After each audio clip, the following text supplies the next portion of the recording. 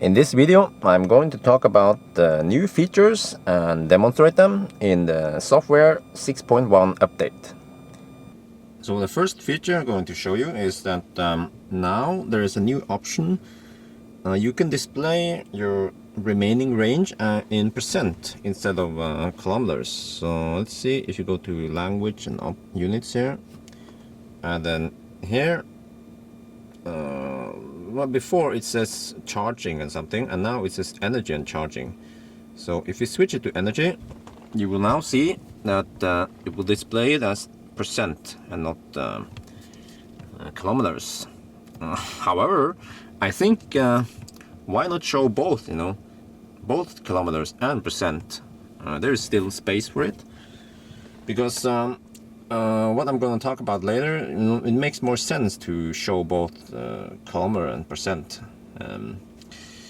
So the next feature is when you navigate somewhere, let's say to that location, navigate, it will briefly show you the projected range you will have when you arrive there, 53%. And of course, for me, I'm too used to the kilometers, and therefore I have to switch this one over to percent, and then you see that I have 59% now, so I have to use 6% to get up there. Now this is a cool, this is a really cool new feature. If you go to the energy app, there's a new tab. This one is consumption. There's a new tab, trip tab, and oh yeah, by the way, this one now remembers, it will default to average range, which is a lot better. It's so annoying before that it defaulted to the instant range. It will default to average range, and it will also remember which one you used the last time, and it will be more persistent.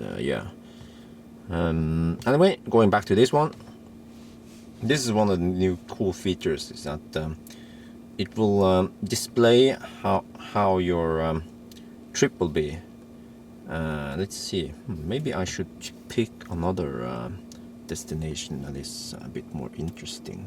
Let's say we are going to Goal. Let's see, Goal. Okay, navigate to Goal. Again, you will see the remaining briefly when arriving at Goal. So come on. Oh, interesting. Yeah, it will say drive slowly to reach destination, because you will reach there at 6%. So as I experienced before, to conserve energy you have to drive slowly. And you see now here, it will display a graph, a bar of how it will assume you will consume your energy, and it will take in account speed limits and elevation drop or increase or whatever. So I'm not sure what this one means. Actually this one, this one, let me zoom in a little bit. Maybe I can zoom in with this one. You can actually zoom here. Okay, well, there's only 2 zoom options. Okay, anyway, oh, there's some lag here. Okay, that's not good. Okay, oh, what the heck.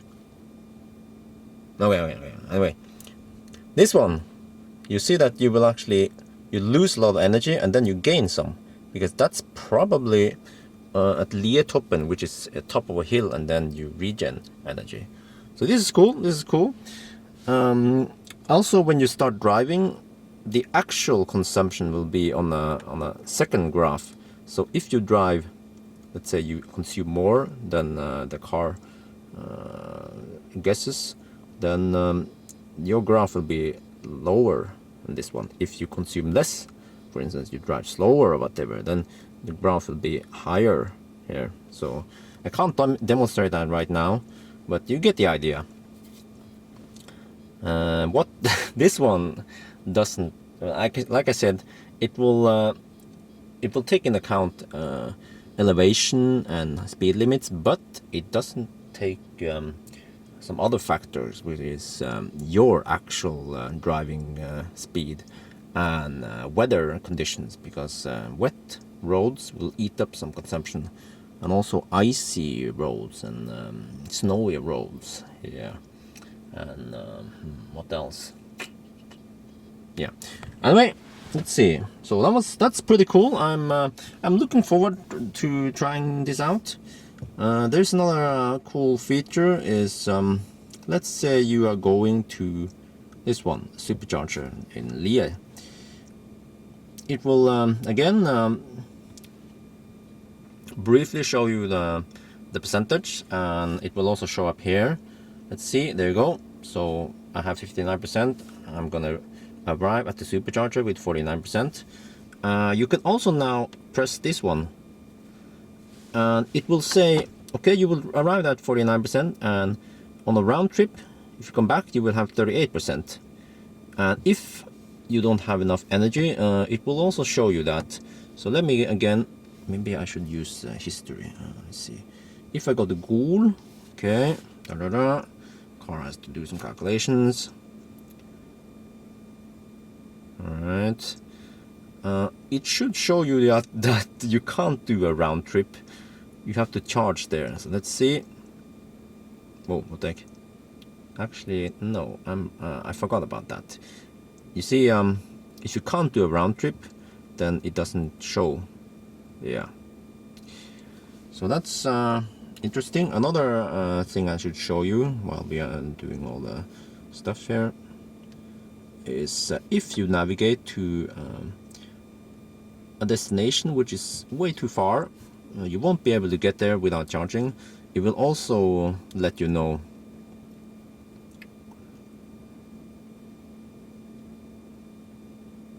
Okay, let's see. I'm working hard now, trying to calculate. You see, charging needed to reach destination, and obviously you can't do a round trip there. And this is a bit interesting. Yeah, it will show you that you won't be able to reach there, and you will probably run out of energy somewhere at 200 kilometers. Yeah. So then again, this feature is pretty cool, but why don't it show you? Because I'm so used to the kilometers, the typical kilometers. So I want to see 59%, and I also want to see settings, distance. Okay, I want to see 59% and 229 kilometers. And let's say if I navigate to somewhere closer, I want to see my current range in kilometers and the projected range at the destination. And also when I do the round trip, I want to see how many kilometers I left, which is roughly, I don't know, maybe some 190, let's say 50%. Yeah, it should be about 190 kilometers when I do the round trip. So I mean, it's really easy calculation, so why not? But anyway, yeah, let's move to the more new features. The next one is called Smart Preconditioning. It is available here if you go to the settings, and then oh, let me see, where was it again? This software is still pretty new for me. Should be on the vehicle. Yeah, here it is. Smart Preconditioning. Yeah, I haven't used it yet because it will require you to. You have to save. First of all, you have to save your home and work positions.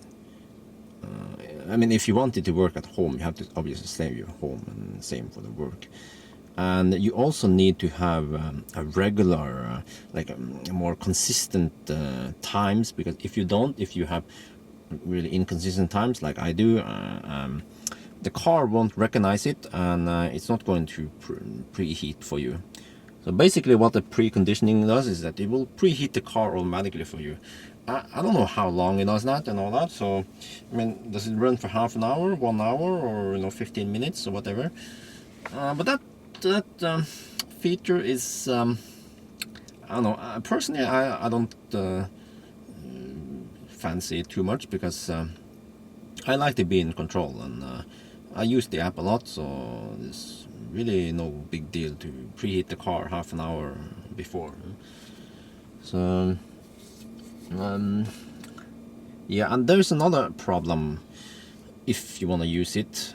Well, it's, yeah, it's more, I mean, it's actually a problem with saving your home work. Because for me, I have a fixed address. You can change it or whatever. Oops, yeah, okay.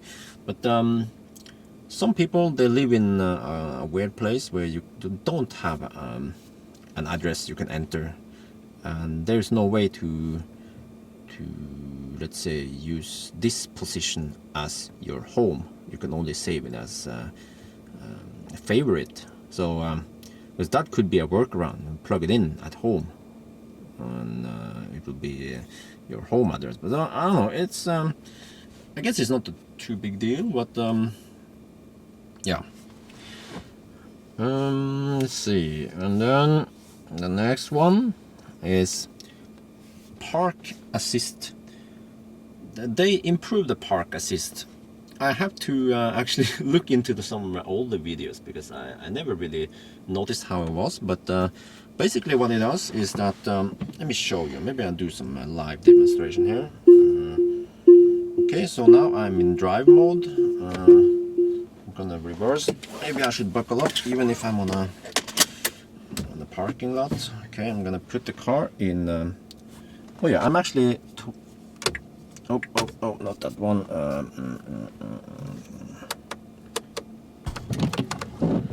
I'm against the wall here, so the car shows these sensors active. You can now enter it if you have the backup camera. Now there's a new icon here. You can activate the park sensors even if you're not in reverse, because before you have to be in reverse to get some of this up. So this is pretty cool. Before, I can show you old footage. You only have the rear visible, but now, oh yeah, actually I have to show you another shot. But anyway, now you have this one. The car will show you both the rear and the front sensors active, and you have a much better overview of it on the screen. And it's more like how the BMW works. Also, for the new cars, they have side sensors, which I don't have, and they will also be displayed here. And still at the same time, you have it was before. When you are in reverse, then in the small screen you will see the rear sensors, and if you are in drive and going forward, the front sensors will be visible in the small screen. Whoa. Okay. So that's cool. That's cool. I like it.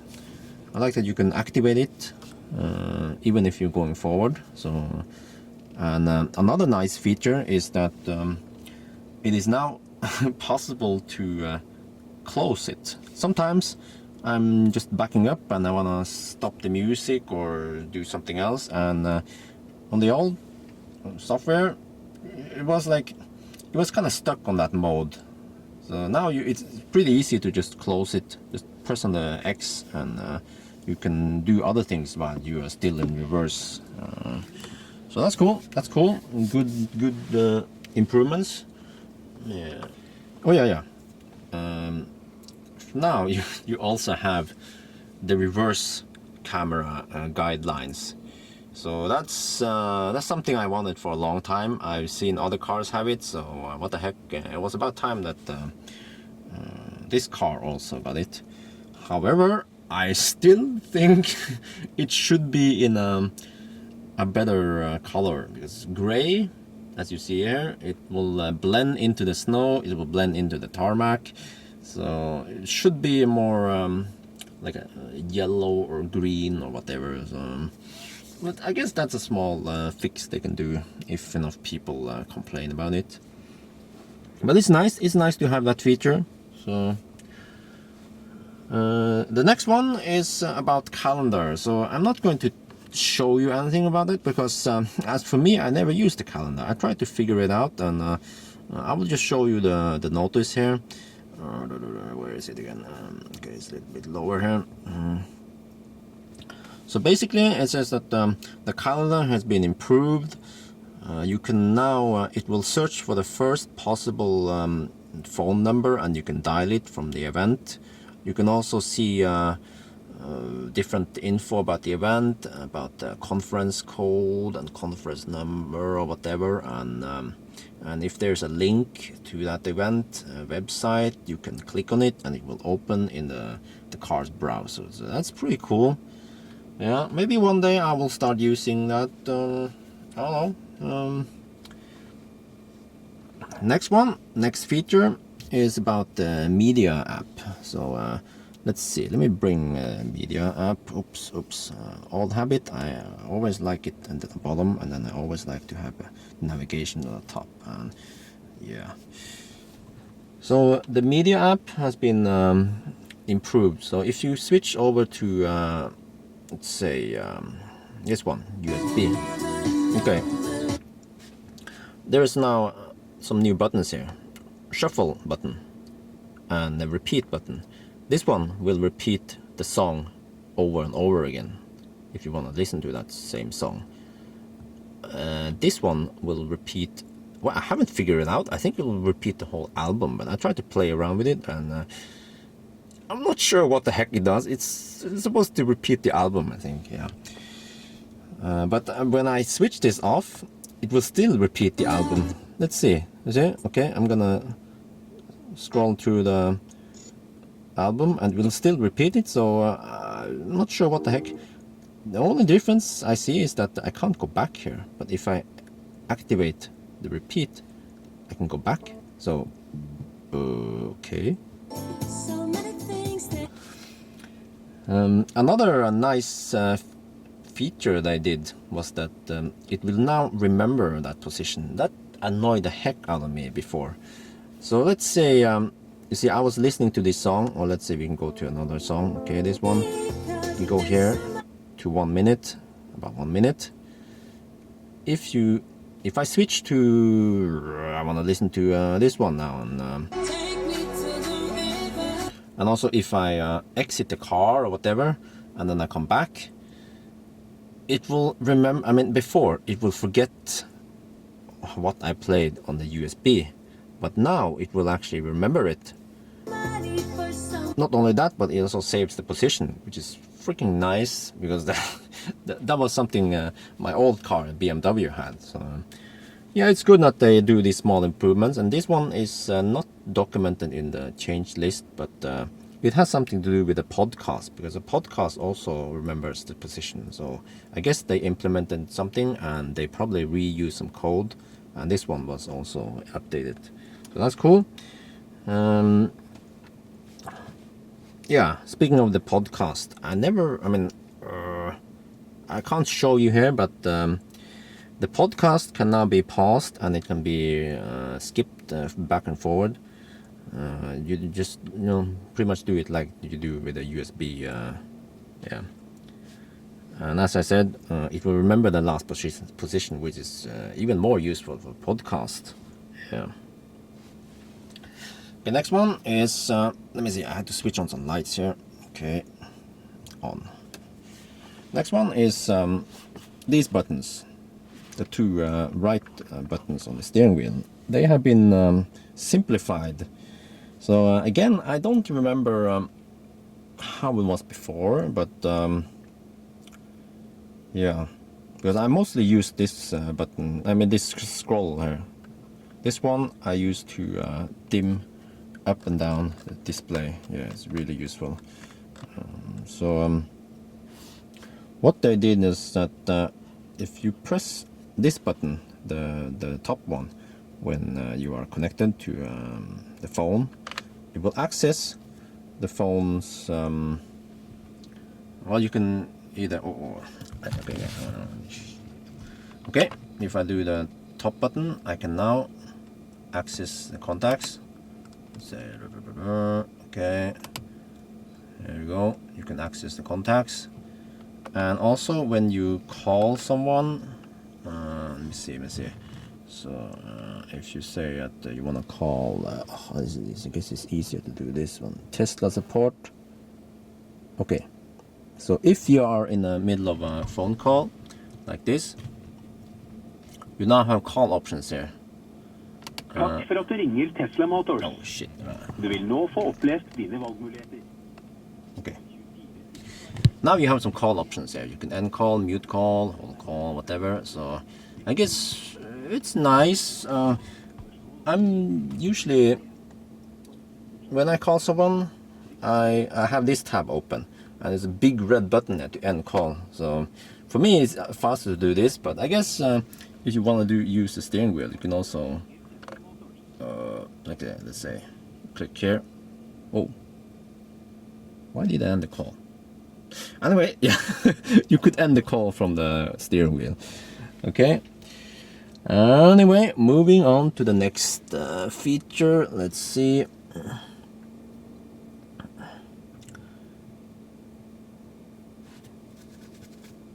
Oh, yeah. You now have an option to reset your car.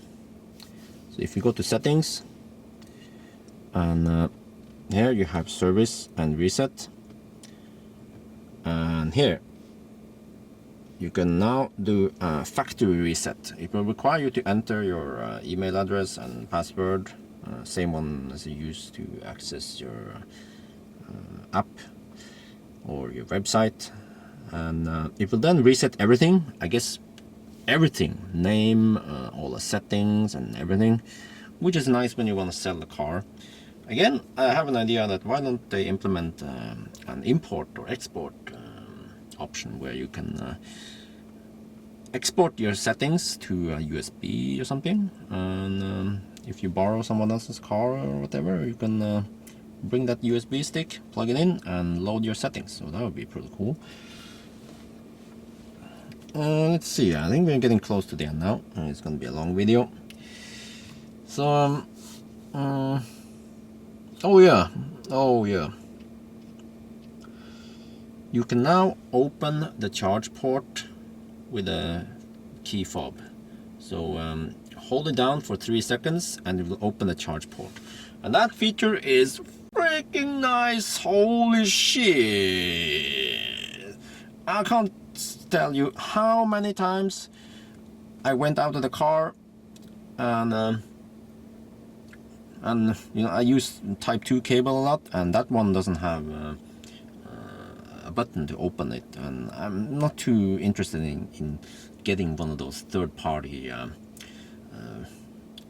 there's like a third-party remote to open the charge port, but now you can do it from the key fobs. Oh shit, thank you Tesla. I'm gonna save hours per year now. Yeah. Okay. There's another new feature which I don't use very often. When you have navigation, you see, I always mute the navigation. Yeah, I always mute it. But if you don't mute it, and if you're listening to music, and the navigation sound comes up and it's freaking loud, then you can use the left steering wheel here, left steering wheel, whatever you call it, to adjust the navigation sound. Yeah, so that's useful. And I guess when the navigation sound is over, then it will default back to the music or phone or whatever you had running. I guess the last one is yeah, it's smaller improvements. They rearrange some of the buttons. Let's say you see that there's a new suspension tab now, but this is actually from a new earlier update before the 6.1. So they move around with some of the settings, because actually if you look at one of my earlier videos, there were less options available. So you have more and more options, yeah, as time goes by. This one is also one thing that was like, it's like a ninja commit, you know, on GitHub. So I think I haven't seen it before, but if you do something like this, you can now do all off. Yeah, well, almost, yeah. So that's cool.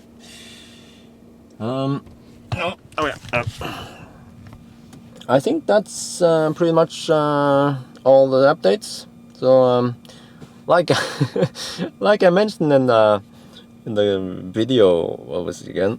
The customer story video I posted like a year ago. I said that this car gets better for every day, so it's true. You know, I wasn't kidding. It is getting better and better. Not only the car itself, but the superchargers are popping up like mushrooms. So that's cool. Well, that's it then. Oh, I forgot to mention something. New feature. Yeah. When you use radio, there is some improved buffering. So you see. Oh, let me just. Yeah, okay. Show you again here. There's a small. Well, it's kind of hard to see via the camera, but it has improved buffering for radio, and there will be a small bar here. Let me skip here. You see, it will start loading the next song. There, you see that one? Yeah. So you can see that. Yeah, pretty much now this whole song is buffered. So when I try some other stations, it was booming a bit slow, and then burp. So that's cool. I think that's the last one. I almost forgot. So all right, over and out.